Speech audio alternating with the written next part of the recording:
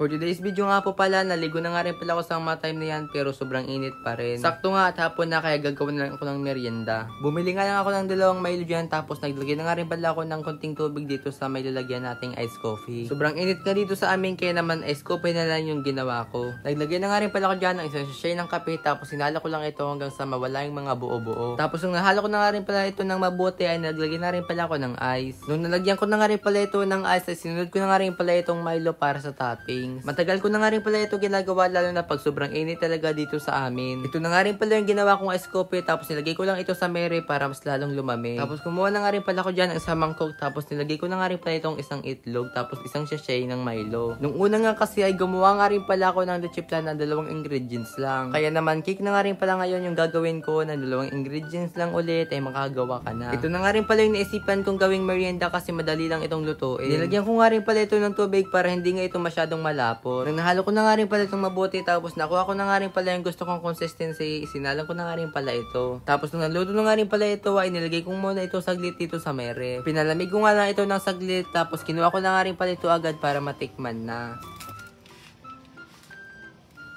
Hi guys, ito yung ginawa natin cake tapos ice coffee. Kaya tikman na natin. Let's go. Tikman na natin kung anong lasa.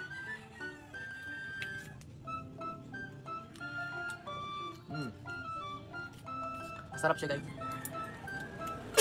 Kalasa yung leche flan na ginawa ko nung isang araw. Kain.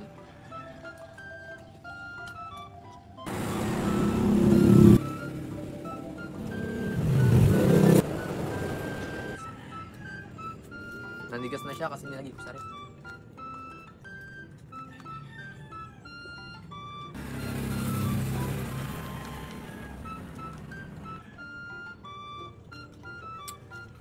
Ang sarap niya, promise.